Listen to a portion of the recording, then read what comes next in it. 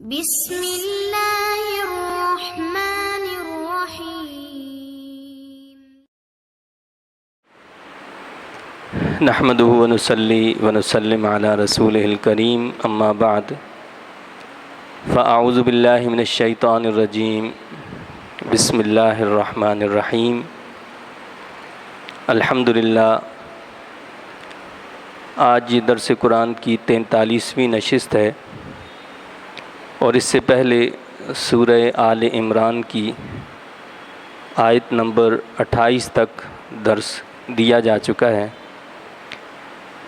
جس کے آخر میں اللہ تعالیٰ نے اہل ایمان کو اس بات سے منع فرمایا تھا کہ وہ کافروں کو اپنا دوست بنائیں۔ اللہ نے اس چیز سے اہل ایمان کو روکا ہے کہ انہیں کافروں کو اپنا دوست نہیں بنانا چاہیے اور ان کو اپنا ہمراز بھی نہیں بنانا چاہیے۔ اور اسی سلسلے میں اللہ تعالیٰ نے اہل ایمان کو یہ بتایا کہ اللہ سے ڈرتے رہو، یعنی اس کے غضب سے ڈرتے رہو کہ اگر اس کے باوجود کہ اللہ تعالیٰ نے تمہیں کافروں کو اپنا دوست بنانے سے روکا ہے، پھر بھی ان کو اپنا دوست بناؤ گے تو پھر غضب الہی کا شکار ہو جاؤ گے۔ اس لیے اس سے بچو اور اللہ ہی کی طرف سب نے لوٹ کر جانا ہے۔ اب اسی سلسلے کو آگے بڑھاتے ہوئے اللہ تعالیٰ نے مزید احکامات دیے ہیں۔ اللہ پاک کا ارشاد ہے، اعوذ باللہ من الشیطان الرجیم، بسم اللہ الرحمن الرحیم، قل ان تخفوا ما فی صدورکم او تبدوه یعلمہ اللہ ویعلم ما فی السماوات وما فی الارض واللہ علی کل شیء قدیر۔ اگر تم چھپاؤ جو کچھ تمہارے سینوں میں ہے یا ظاہر کرو اسے، جانتا ہے اسے اللہ تعالیٰ۔ یعنی اللہ نے جو کافروں سے دوستی سے روکا ہے، منع کیا ہے، اس کے باوجود بھی تم اگر دل کے اندر بھی ان کی محبت رکھتے ہوگے تو اللہ تو وہ ہے جو دلوں کی حالات سے واقف ہے، وہ دلوں کی خبر رکھتا ہے اور جانتا ہے جو کچھ آسمانوں میں ہے اور جو کچھ زمین میں ہے، اور اللہ تعالیٰ ہر چیز پر قادر ہے۔ یوم تجد کل نفس ما عملت من خیر محضرا وما عملت من سوء تود لو ان بینها وبینه امدا بعیدا وَيُحَذِّرُكُمُ اللَّهُ نَفْسَهُ وَاللَّهُ رَؤُوفٌ بِالْعِبَادِ۔ جس دن موجود پائے گا ہر نفس جو کی تھی اس نے نیکی اپنے سامنے، اور جو کچھ کی تھی اس نے برائی، تمنا کرے گا کہ کاش اس کے درمیان اور اس دن کے درمیان حائل ہوتی مدت دراز۔ یعنی اب اللہ نے بتایا ہے کہ اس بات کا خیال رکھو کہ ایک دن تم نے اپنے رب کے حضور حاضر ہونا ہے، اور وہ ایسی جگہ کہ جہاں انسان کے اعمال بھی شکل کی صورت میں موجود ہوں گے۔ وہ اپنی شکل اختیار، وہ عمل جو ہے شکل اپنی اختیار کیے ہوا ہوگا، جیسے کہ حدیث شریف میں آتا ہے کہ جو شخص اپنے مال کی زکوٰۃ ادا نہیں کرتا، قیامت کے دن یہی مال ایک سانپ کی شکل میں، اژدہا کی شکل میں اس کو ڈسے گا۔ کالا سانپ جو ہوتا ہے اس شکل میں آئے گا اور اس کو ڈسے گا اور کہے گا کہ میں تیرا مال ہوں۔ تو اسی طرح قیامت کے دن اچھے اعمال بھی وہ صورت اور شکل اختیار کر لیں گے، اور برے اعمال بھی اپنے بری شکلیں اور بری صورتیں جو ہیں وہ اختیار کر لیں گے۔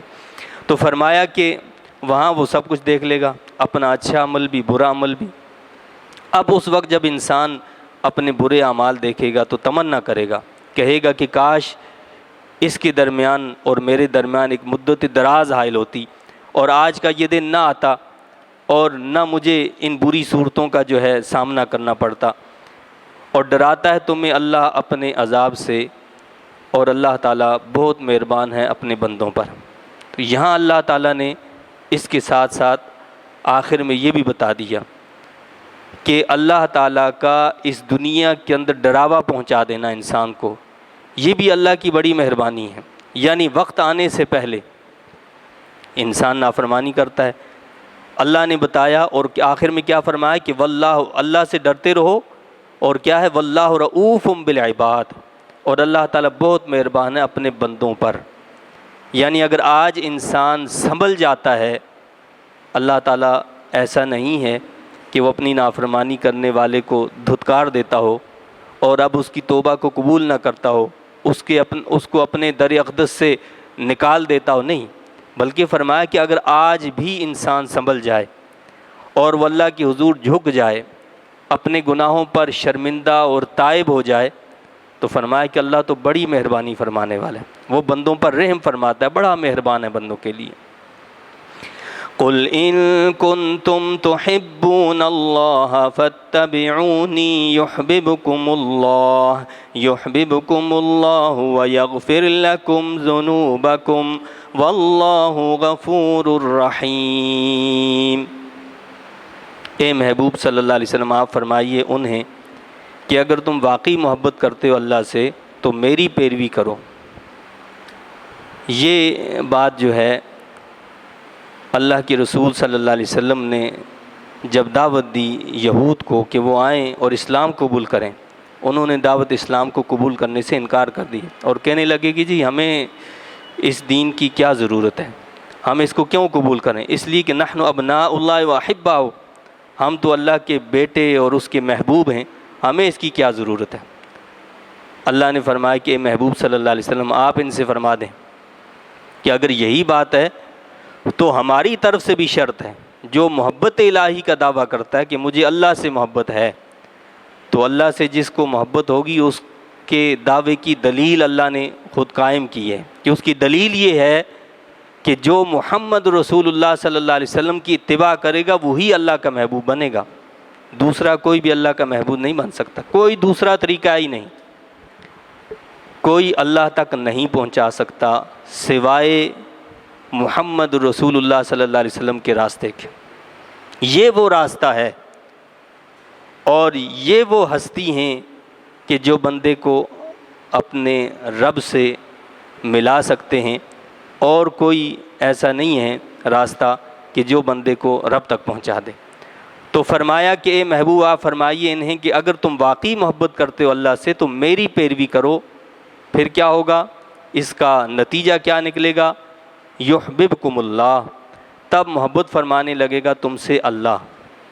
یعنی ابھی تو صرف تمہارا دعویٰ ہے کہ ہمیں اللہ سے محبت ہے، ہم اللہ کو چاہنے والے ہیں، اللہ سے محبت رکھنے والے ہیں۔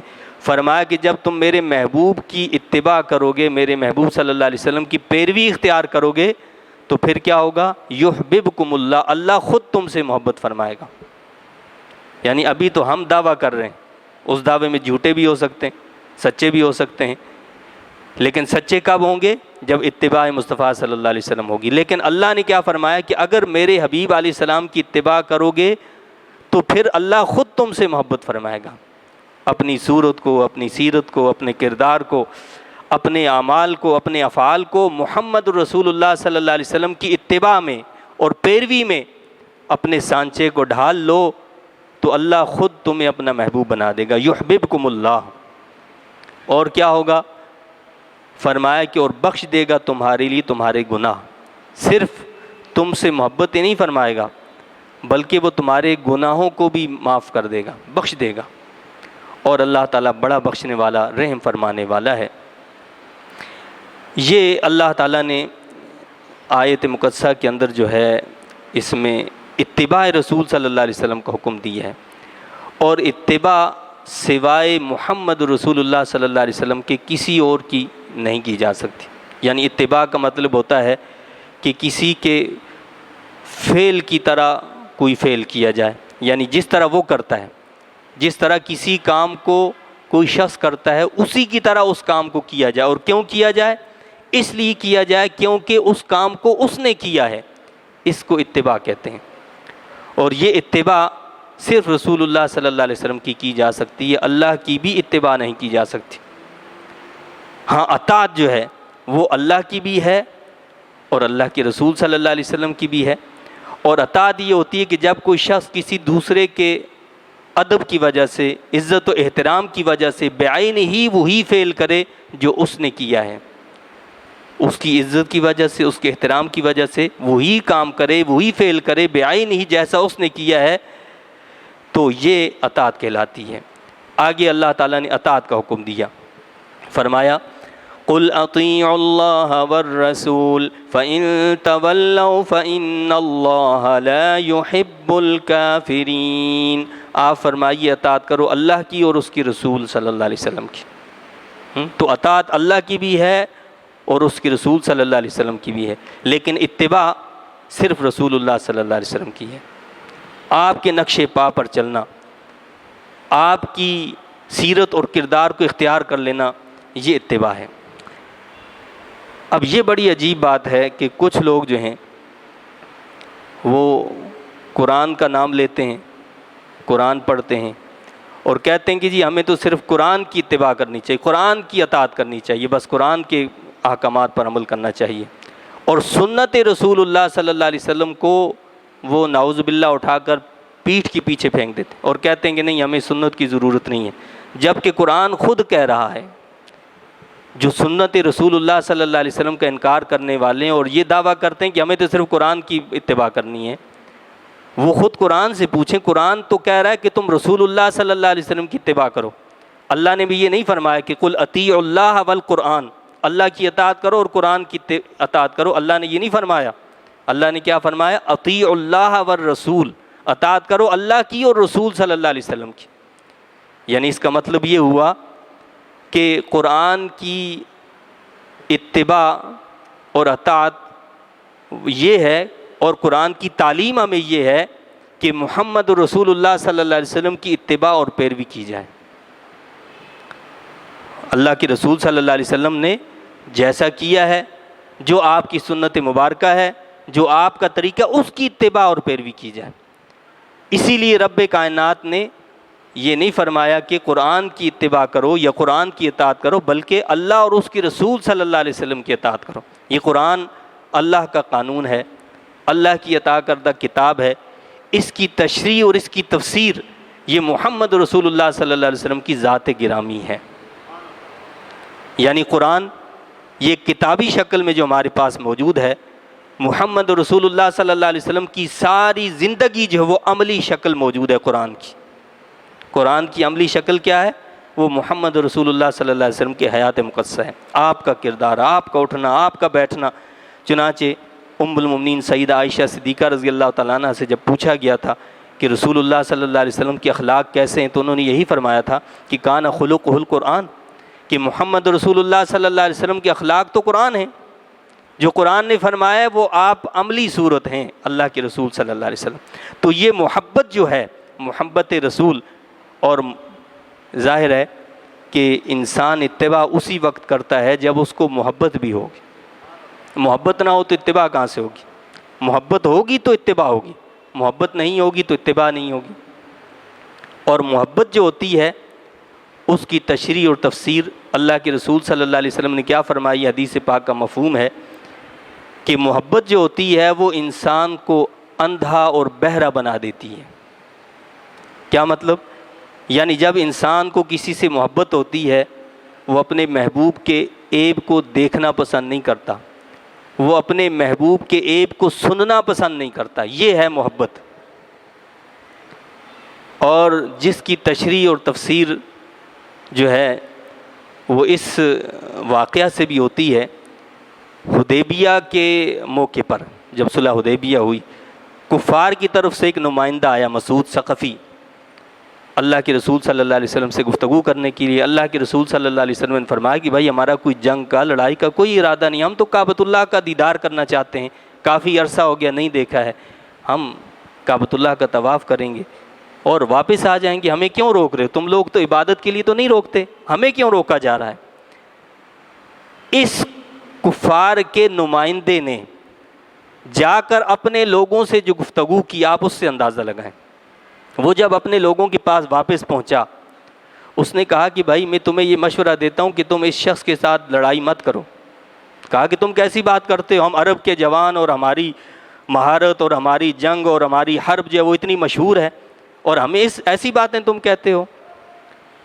تو ان کے نمائندے نے کہا، مسلمان نے نہیں کہا، ان کے نمائندے نے کہا، اس نے کہا بات یہ ہے کہ میں روم کے بادشاہوں کے پاس بھی گیا ہوں اور فارس کے بادشاہوں کے پاس بھی گیا ہوں، میرا آنا جانا لگا رہتا ہے، لیکن میں نے جیسا عمل اور کردار اور جیسے لوگ محمد رسول اللہ صلی اللہ علیہ وسلم کے ساتھ دیکھے ہیں ایسے میں نے کہیں نہیں دیکھے۔ کہا کہ کیسے؟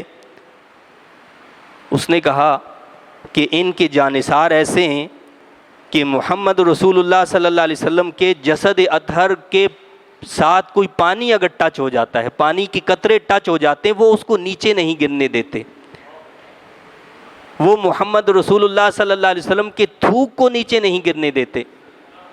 کہا کہ میں نے یہ ایسا کسی کو نہیں دیکھا، ایسا جانثار میں نے دنیا میں کوئی نہیں دیکھا، ایسے جانثار ان کے ہیں، اس لیے میں تمہیں کہتا ہوں کہ ان کے ساتھ مت لڑائی کرو۔ یہ ہے محبت، یہ محبت کہ آج ہمارے اندر موجود ہے کہ صحابہ کرام تو اس طرح ٹوٹ ٹوٹ کر اللہ کے رسول صلی اللہ علیہ وسلم سے محبت کرتے تھے، اور احادیث کا ذخیرہ بھرا پڑا ہے کہ اللہ کے رسول صلی اللہ علیہ وسلم کے بال مبارک اگر کاٹے جاتے تو وہ بال مبارک کو نیچے نہیں گرنے دیتے تھے، صحابہ کرام اپنے ہاتھوں میں لے لیتے تھے، اور ایک موقع پر اللہ کے رسول صلی اللہ علیہ وسلم نے خود بالوں کو تقسیم فرمایا صحابہ کرام کے درمیان، فرمایا کہ سب کے درمیان تقسیم کر دو۔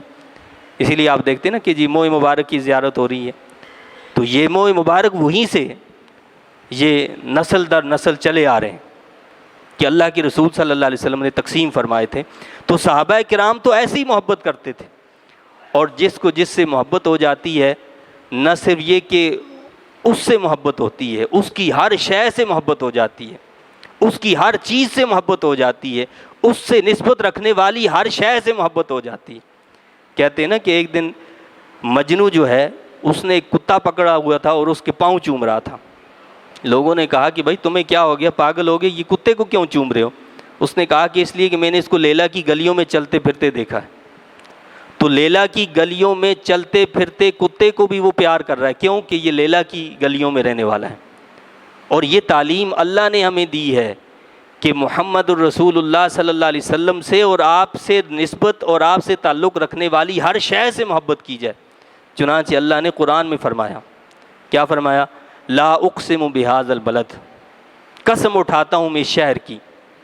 اللہ نے قسم اٹھائی مکہ کی۔ کیوں قسم اٹھائی؟ مولا تو نے اس شہر کی اس لیے قسم اٹھائی ہے کہ یہاں پر کعبۃ اللہ ہے؟ فرمایا کہ نہیں۔ مولا اس لیے قسم اٹھائی تو نے کہ یہاں پر مسجد حرام ہے؟ فرمایا کہ نہیں۔ کیا اس لیے قسم اٹھائی کہ یہاں صفا مروہ ہیں؟ اللہ نے فرمایا کہ نہیں، اس لیے نہیں قسم اٹھائی کہ یہاں صفا مروہ ہے اس لیے میں قسم اٹھا رہا ہوں، یا یہاں پر جو ہے آب زمزم کا کنواں ہے اس لیے اس کی قسم اٹھائی جا رہی، نہیں۔ کیا فرمایا اللہ نے؟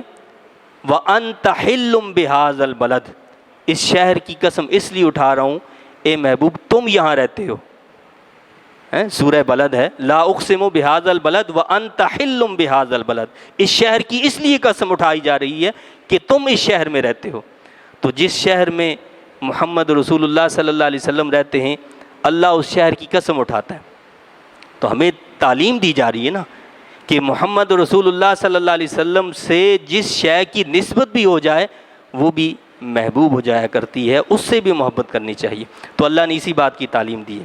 اس سے معلوم یہ ہوا کہ اتباع جو ہے وہ تب قابل قبول ہوتی ہے کہ جب محبت بھی پائی جاتی ہے، ورنہ ظاہری اتباع منافقین بھی کرتے تھے۔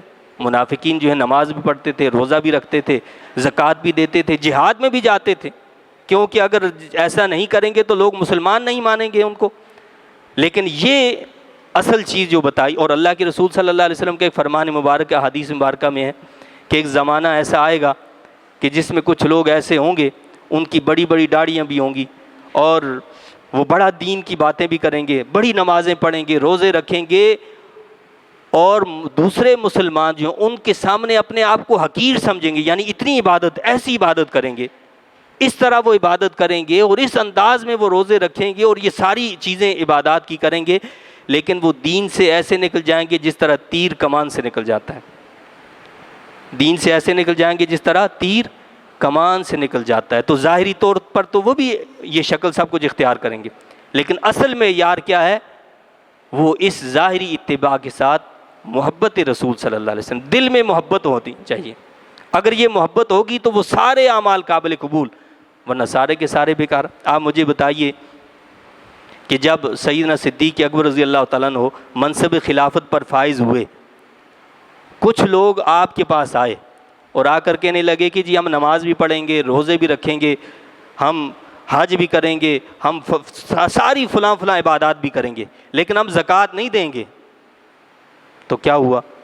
کیا سیدنا صدیق اکبر رضی اللہ تعالیٰ ان کو اجازت دے دی ٹھیک ہے تم زکوٰۃ نہیں دینا باقی سب کام کرنا؟ نہیں، آپ نے ان کے خلاف جنگ لڑی، جہاد لڑا، اور کیا فرمایا کہ اگر ایک رسی بھی دیتے تھے تم رسول اللہ صلی اللہ علیہ وسلم کے دور اقدس میں زکوٰۃ میں، آج اگر نہیں دو گے تو میں تمہارے خلاف جہاد کروں گا. اور اللہ کے رسول صلی اللہ علیہ وسلم کے اس پہلے خلیفہ نے ان کے خلاف جہاد کیا اور مانعین زکوٰۃ کا قلع کما فرمایا. تو ایک چیز کا انکار کیا تھا لیکن ان کو مسلمان تسلیم نہیں کیا گیا. اب اگر کوئی نمازیں پڑھتا ہو، روزے رکھتا ہو، زکوٰۃ دیتا ہو، حج کر سب اعمال کرتا ہو، محمد رسول اللہ صلی اللہ علیہ وسلم سے محبت نہ رکھتا ہو، تو آپ مجھے بتائیے کہ وہ مسلمان ہو سکتا ہے؟ وہ کہاں سے مسلمان ہو؟ وہ بھی کبھی مومن نہیں ہو سکتا. سارا کچھ ہو اس کے پاس، محبت رسول صلی اللہ علیہ وسلم ہی ایمان کی جان ہے. روح ایمان وہ کیا ہے؟ محبت رسول صلی اللہ علیہ وسلم. اگر اس کو نکال دیا جائے تو انسان جو ہے وہ مومن نہیں رہتا. اسی لیے اللہ کے رسول صلی اللہ علیہ وسلم نے ایک موقع پر فرمایا کہ تم میں سے کوئی شخص اس وقت تک مومن کامل بن ہی نہیں سکتا جب تک کہ اس کے نزدیک میں اس کے ماں باپ، اس کے اہل و عیال اور اس کی تمام چیزوں سے زیادہ محبوب نہ بن جاؤں. یعنی سب سے زیادہ جب تک محبوب میں نہ بنوں گا تو کوئی کامل ایمان والا بن ہی نہیں سکتا. تو اللہ نے اس بات کی یہاں تعلیم دی، حکم دیا. اللہ تعالیٰ ہمیں اپنے حبیب پاک صلی اللہ علیہ وسلم کی سچی محبت عطا فرمائے. یہاں قابل توجہ ایک اور نقطہ ہے. اللہ نے فرمایا جہاں حکم دیا کہ اطاعت کرو اللہ کی اور اس کے رسول صلی اللہ علیہ وسلم کی، آگے فرمایا کہ فَإِن تَوَلَّوْا، پھر اگر وہ منہ پھیریں.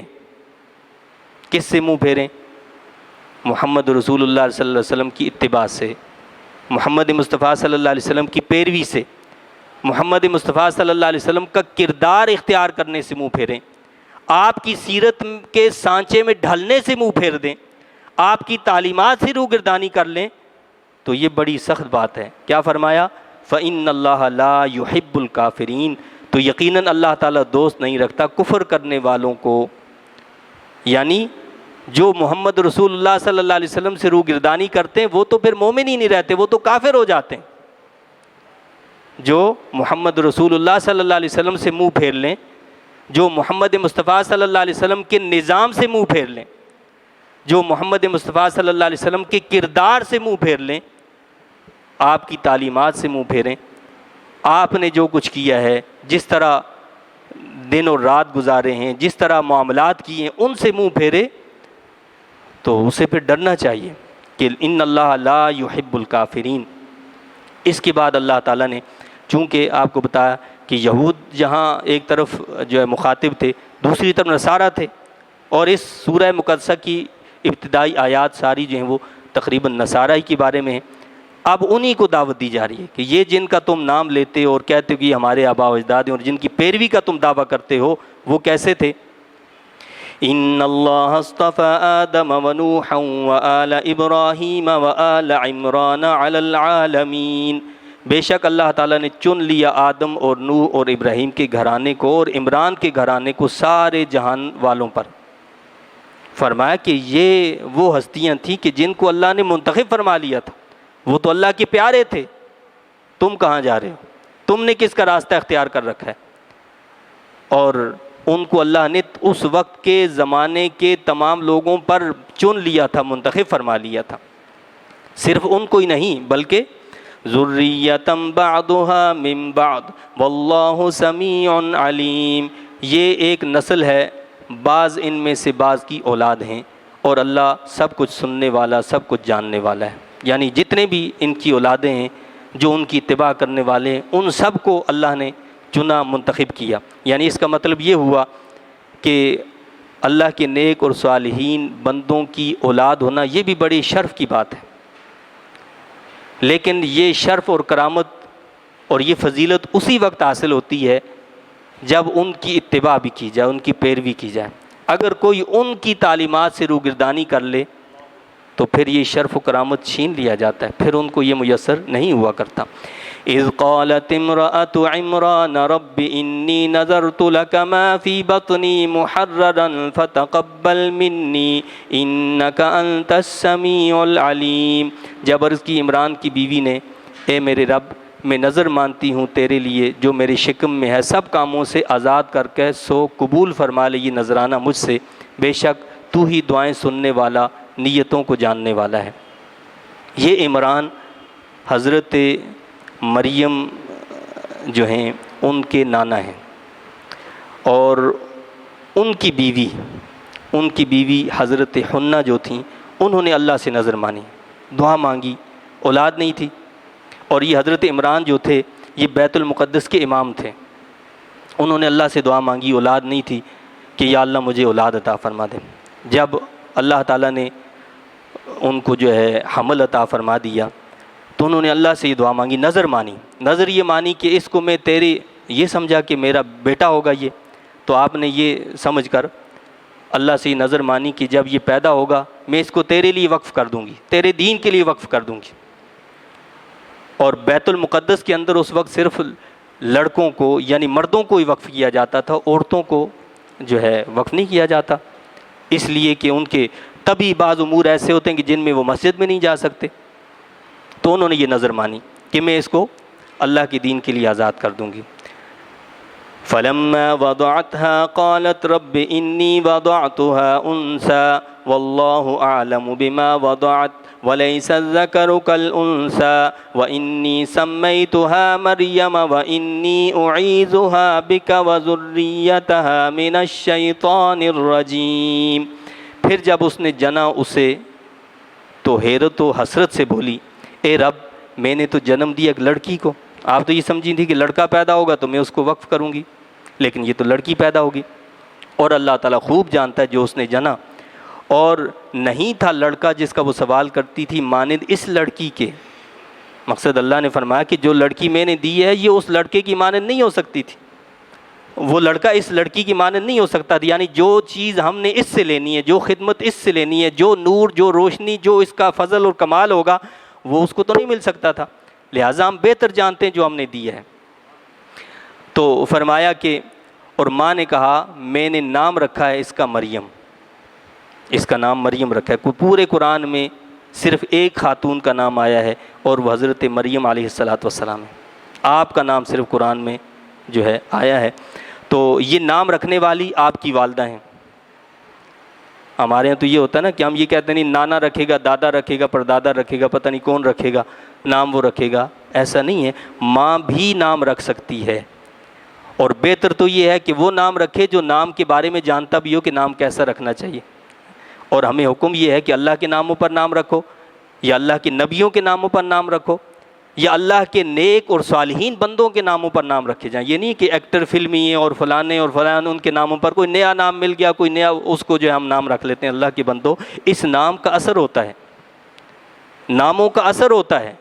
اب فلمی ایکٹروں کے ناموں پر نام رکھیں گے تو وہ اولاد کیسی بنے گی؟ ویسے ہی بنیں گے جو عذاب جہنم کا ذریعہ بنیں گے۔ قبر میں ہم جائیں گے، ہمارے لیے قبر میں عذاب کا ذریعہ وہ بنیں گے۔ تو لہٰذا ایسے ناموں سے توبہ کریں، ایسے نام رکھیں جو اللہ کے ناموں پر ہوں، جو اللہ کے نبیوں کے ناموں پر ہوں، جو اللہ کے نیک اور صالحین بندوں کے ناموں پر نام ہو، ایسے نام رکھے جائیں۔ تو فرمایا کہ میں نے اس کا نام رکھا ہے مریم، اور میں تیری پناہ میں دیتی ہوں اسے اور اس کی اولاد کو شیطان مردود کی شر سے۔ حدیث شریف میں آتا ہے کہ مریم اور اس کے بیٹے کو جو ہے شیطان نہیں چھو سکا، یعنی ان کے علاوہ ہر ایک کو چھوتا ہے، جس وجہ سے بچہ پیدا ہوتے ہی روتا ہے۔ کیوں؟ کہ شیطان اس کو مس کرتا ہے، جس وجہ سے بچہ رونے لگتا ہے، سوائے مریم کے اور اس کے بیٹے یعنی حضرت عیسیٰ علیہ السلام کے۔ تو آپ نے ان کو یعنی حضرت مریم کی جو والدہ تھیں انہوں نے حضرت مریم کو اور ان کی اولاد کو بھی کے بارے میں کیا فرمایا کہ ان کو میں اللہ کی پناہ میں دیتی ہوں۔ فتقبلها ربها بقبول حسن وأنبتها نباتا حسنا وكفلها زكريا كلما دخل عليها زكريا المحراب وجد عندها رزقا قال يا مريم أنى لك هذا قالت هو من عند الله إن الله يرزق من يشاء بغير حساب. پھر قبول فرمایا اسے اس کے رب نے بڑی ہی اچھی قبولیت کے ساتھ، یعنی اللہ نے اس کو بیت المقدس کی مجاوری کے لیے خدمت کے لیے قبول فرما لیا. حالانکہ یہ معمول نہیں تھا، اللہ نے ان کے خادموں کے دلوں میں بھی ڈال دیا کہ وہ حضرت مریم علیہ السلام کو قبول کر لیں. تو قبول فرمایا اس کو اس کے رب نے بڑی ہی اچھی قبولیت کے ساتھ، اور پروان چڑھایا اسے اچھا پروان چڑھانا، اور نگران بنا دیا اس کا زکریہ علیہ السلام کو.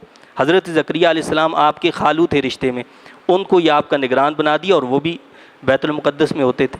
تو اس طرح جو ہے آپ جو ہیں حضرت زکریہ علیہ السلام کی کفالت میں چلی گئیں، اور آپ کو یہ شرف بھی حاصل ہے کہ آپ نے کسی عورت کا دودھ نہیں پیا. اللہ نے جنت کے پھلوں کے ذریعے سے آپ کو پروان چڑھایا، خود پروان چڑھایا. اور مفسرین نے لکھا ہے کہ آپ کے پروان چڑھانے کا، آپ کی تربیت کا، آپ کے بڑھنے کا انداز کیا تھا؟ جس طرح ایک بچہ سال میں بڑا ہوتا ہے، آپ ایک دن میں اتنی بڑی ہو جایا کرتی تھی، یعنی اس طرح عمر جو ہے بڑی ہو جاتی تھی.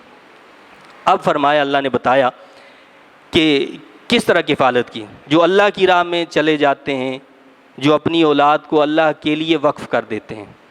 ہم تو یہ کہتے ہیں نا کہ جی اللہ کی راہ میں وقف کر دیں گے تو یہ تو بھوکا ننگا پڑا رہے گا، یہ تو دوسروں کے در کا جو ہے پتہ نہیں منگتا بنا رہے گا، اس لیے ہم دین کی تعلیم ہی نہیں دیتے. لیکن آپ عملی صورت، عملی شکل دیکھیں قرآن نے کیسے بتایا کہ حضرت مریم علیہ السلام کو خدمت کے لیے وقف کر دیا، اللہ کی عبادت کے لیے وقف کر دیا، اللہ کے دین کی خدمت کے لیے وقف کر دیا. جب بھی جاتے مریم کے پاس زکریہ علیہ السلام اس کی عبادت گاہ میں، تو موجود پاتے اس کے پاس کھانے کی چیزیں. مفسرین نے لکھا ہے کہ گرمی کے پھل جو ہیں وہ سردی میں ہوتے، اور سردی کے پھل جو ہیں وہ گرمی کے موسم میں ان کے پاس موجود ہوتے. غیب سے رزق، اسی کو کرامات اولیاء کہا جاتا ہے.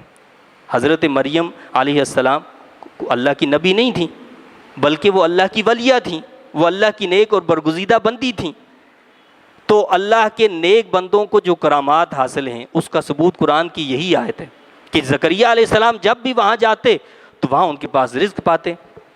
ایک دن آپ نے پوچھ لیا کہ بھائی یہ کیا بات ہے، میں تالا لگا کے جاتا ہوں، دروازہ بند کر کے جاتے اور آتے، اور وہاں پر طرح طرح کے پھل موجود ہوتے. تو ایک بار بولے، اے مریم کہاں سے تمہارے لیے آتا ہے یہ رزق؟ مریم بولیں، یہ اللہ تعالیٰ کے پاس سے آتا ہے، بے شک اللہ تعالیٰ رزق دیتا ہے جسے چاہتا ہے بے حساب. تو آپ نے فرمایا کہ بھائی یہ اللہ کے پاس سے آتا ہے، میں تو یہاں سے جاتی کہیں نہیں، نہ کوئی یہاں آتا ہے، یہاں تو تالا لگا ہوتا ہے، تو ظاہر بات ہے کہاں سے رزق آئے گا؟ تو فرمایا کہ اللہ کے پاس سے آتا ہے. اب وہیں پر پھر حضرت زکریہ علیہ السلام نے دعا کی. یہ انشاءاللہ تعالیٰ اگلے درس میں بیان کریں گے. یہ چونکہ آج اسلامی سال کا پہلا مہینہ ہے، اور یہ بھی مسلمانوں کے لیے ایک فخر کی بات ہے کہ ہمارا جو ہے پوری تاریخ اپنی ایک حیثیت رکھتی ہے، اور مسلمان ایک جداگانہ حیثیت رکھتے ہیں. اسی طرح جداگانہ حیثیت کے مطابق ہماری اپنی ایک سن بھی ہے، سن ہجری. اسلامی جو تاریخ ہے وہ سن ہجری سے چلتی ہے، اور اس کی نسبت ہے ہجرت نبوی صلی اللہ علیہ وسلم سے. حضور نبی پاک صلی اللہ علیہ وسلم نے جو ہجرت فرمائی اس سے اس کو نسبت ہے. حضرت سیدنا عمر فاروق رضی اللہ تعالیٰ نے اس کو باقاعدہ طور پر مقرر کیا، متعین کیا، اور فرمایا کہ ہمیں اللہ تعالیٰ نے ایک جداگانہ حیثیت عطا فرمائی، تو ہماری تاریخ بھی اپنی اور اسی کو رائج رکھنا چاہیے. گو کہ یہ ہماری محرومی ہے کہ ہمارے کاموں میں یہ استعمال نہیں ہوتی. ہم اپنے کاموں میں عیسوی تاریخ کو استعمال کرتے ہیں، دوسری چیزوں کو، یعنی یہ غلامانہ ذہنیت کی ایک عکاسی ہے کہ ہم دوسروں کی چیزوں کو لیتے ہیں، لیکن اللہ نے جو ہمیں چیز دی اس کو اختیار نہیں کرتے. لیکن ہمیں سن ہجری کو استعمال کرنا چاہیے، اس میں ہی برکتیں ہیں، اور اس میں ہی خاص اللہ کے جو انعامات ہیں وہ میسر ہوتے ہیں. اور پھر یہی وہ تاریخ ہے، آج پہلی تاریخ. یہ تاریخ جو ہے اتفاق بھی ہے کہ جب پہلی مرتبہ سن ہجری کو مقرر کیا گیا تو اس دن بھی جمعے کا دن تھا، یعنی محرم کی پہلی تاریخ تھی. آج بھی جمعے کا دن ہے اور محرم کی پہلی تاریخ ہے. اور یہی وہ تاریخ ہے جس دن سیدنا عمر فاروق رضی اللہ تعالیٰ عنہ کی شہادت بھی ہوئی ہے۔ سیدنا عمر فاروق رضی اللہ تعالیٰ عنہ خلیفہ ثانی، خلیفہ دوم، حضور نبی پاک صلی اللہ علیہ وسلم کے وہ خلیفہ جن کے بارے میں اللہ کے رسول صلی اللہ علیہ وسلم نے خود یہ فرمایا کہ اگر میرے بعد بھی نبوت جاری ہوتی، میرے بعد بھی کوئی نبی آ سکتا تو وہ عمر بن خطاب ہوتے۔ وہ کون ہوتا؟ عمر بن خطاب ہوتے، لیکن چونکہ میرے بعد نبوت کا دروازہ بند ہو چکا ہے لہٰذا اب کوئی نبی نہیں آ سکتا۔ یعنی اتنا بلند مقام ہے۔ اور فرمایا کہ جس راہ سے عمر چلتا ہے شیطان اس راہ کو چھوڑ دیتا ہے، بلکہ جہاں عمر کا ذکر ہوتا ہے شیطان وہاں سے بھی بھاگ جاتا ہے۔ یہ اللہ نے مقام عطا فرمایا۔ آپ کی جو رائے ہوتی تھی، جو آپ سوچتے تھے، جو آپ کا خیال ہوتا تھا کہ ایسا ہو جائے، اللہ تعالیٰ نے اس کے مطابق قرآن مجید میں کئی آیات نازل فرمائیں۔ یعنی آپ نے اللہ کے رسول صلی اللہ علیہ وسلم کو مشورہ دیا کہ یا رسول اللہ صلی اللہ علیہ وسلم یہ کام ایسا ہو، اللہ نے ویسے ہی قرآن میں حکم نازل فرما دیا۔ ایسی کئی آیات قرآن کریم کے اندر موجود ہیں، اور یہ آپ کا ہی فیض ہے کہ آج یہ قرآن ہمارے پاس اس اصل شکل میں موجود ہے۔ کیونکہ جب سیدنا صدیق اکبر رضی اللہ تعالیٰ عنہ خلیفہ اول تھے، اور جب ایک جنگ ہوئی جس میں تقریباً 700 صحابہ کرام جو حافظ تھے وہ شہید ہو گئے، تو آپ کو فکر لاحق ہوئی کہ اگر اس طرح حفاظ کرام شہید ہوتے رہے تو پھر قرآن آگے دوسرے لوگوں تک کیسے پہنچے گا؟ تو آپ بڑے پریشان ہوئے، سیدنا صدیق اکبر رضی اللہ عنہ کی بارگاہ میں حاضری اور عرض کی کہ بھائی یہ مسئلہ ہے، یہ قرآن مجید کو جمع کرو ایک جگہ پر، کیونکہ پہلے تو مختلف اوراق میں پتھروں پر، چمڑے پر اور مختلف چیزوں پر لکھا ہوا تھا۔ تو آپ نے فرمایا کہ وہ سیدنا صدیق اکبر رضی اللہ عنہ نے کیا فرمایا، وہ کام میں کیسے کروں جسے محمد رسول اللہ صلی اللہ علیہ وسلم نے نہیں کیا۔ آپ واپس چلے گئے، پھر آپ آئے، یہاں تک کہ حدیث شریف میں آتا ہے کہ سیدنا صدیق اکبر رضی اللہ عنہ فرماتے ہیں کہ اللہ نے میرے سینے کو بھی اس کام کے لیے کشادہ کر دیا کہ ہاں یہ کام تو ضروری ہونا چاہیے۔ چنانچہ آپ نے ایک کمیٹی بنائی اور حضرت زید رضی اللہ تعالیٰ عنہ کو سربراہ مقرر کیا، لیکن جب حضرت زید رضی اللہ تعالیٰ عنہ سے کہا گیا تو انہوں نے بھی یہی بات کی کہ وہ کام میں کیسے کر سکتا ہوں جسے رسول اللہ صلی اللہ علیہ وسلم نے نہیں کیا۔ یہاں تک کہ اللہ تعالیٰ نے حضرت زید رضی اللہ تعالیٰ عنہ کے سینے کو بھی اس کام کے لیے کشادہ کر دیا، جس کی وجہ سے یہ قرآن ایک کتابی شکل میں پھر آیا۔ اور پھر حضرت سیدنا عثمان غنی رضی اللہ تعالیٰ نے اپنے دور میں اس کو جو ہے پوری اس ممالک اسلامیہ کے اندر اس کی اشاعت کی، اور اس کی دیگر جو اوراق تھے، دیگر چیزوں کو آپ نے محفوظ فرما لیا۔ تو یہ سب عطا فرمانے والے دراصل کون ہوئے؟ سیدنا عمر فاروق رضی اللہ تعالیٰ عنہ۔ آپ کی فراست یہ کام کر رہی تھی۔ اگر آپ اس وقت اس پر توجہ نہ دیتے، آج جس طرح انجیل ہے، تورات اور دیگر کتب ہیں، صحائف ہیں جو پہلے قوموں پر آئے نازل ہوئے، نہ جانے آج قرآن کا کیا حال ہوتا۔ تو یہ آپ کا بہت بڑا احسان عظیم ہے۔ اور عشق رسول صلی اللہ علیہ وسلم جس کی محبت کی ہم بات کر رہے تھے ابتدا میں ہوئی، اس کا اندازہ آپ لگائیں کہ عشق رسول صلی اللہ علیہ وسلم کیسا تھا۔ پہلے تو اسلام کے سخت ترین دشمن تھے، لیکن جب اسلام قبول کر لیا تو ایسے محب بنے کہ جب رسول اللہ صلی اللہ علیہ وسلم کا وصال ہوا، لوگوں نے آپ سے یہ کہا تو آپ نے تلوار اٹھا لی، تلوار لے کر کھڑے ہو گئے کہ اگر کسی نے کہا کہ محمد رسول اللہ صلی اللہ علیہ وسلم کا وصال ہو گیا اس کا سر قلم کر دوں گا۔ یہاں تک کہ سیدنا صدیق اکبر رضی اللہ تعالیٰ عنہ جب تشریف لائے تو آپ نے قرآن مجید کی ایک آیت پڑھی اور اس میں بتایا گیا، اس میں یہی تذکرہ تھا کہ محمد رسول اللہ صلی اللہ علیہ وسلم اللہ کے رسول ہیں، اگر وہ وصال فرما جائیں یا وہ شہید کر دیے جائیں کہ کیا تم الٹے پاؤں پھر جاؤ گے؟ کہتے ہیں کہ ایسے لگا جیسے ہی قرآن کی آیتیں ابھی نازل ہوئی ہیں، تب جا کر آپ سنبھلے اور آپ نے اس بات کو قبول کیا، ورنہ آپ نے تلوار اٹھا رکھی تھی کہ اگر کسی نے کہا کہ محمد رسول اللہ صلی اللہ علیہ وسلم وصال کر کے میں اس کا سر قلم کر دوں گا۔ تو اللہ تعالیٰ سے دعا التجا ہے کہ اللہ تعالیٰ مجھے، آپ کو، ہم سب کو وہ محبت عطا فرمائے اپنے حبیب کریم صلی اللہ علیہ وسلم کی جو سیدنا عمر فاروق رضی اللہ تعالیٰ عنہ کو عطا فرمائے، جو دیگر صحابہ کرام کو عطا فرمائے، اسی میں ہمیں زندگی اللہ تعالیٰ عطا فرمائے اور اسی محبت میں اللہ تعالیٰ میں موت عطا فرمائے، اور اسی طرح اپنے حبیب کریم صلی اللہ علیہ وسلم کے ساتھ ہمارا حشر اور نشر فرمائے۔ آمین و آخر دعوانا الحمد للہ رب العالمین۔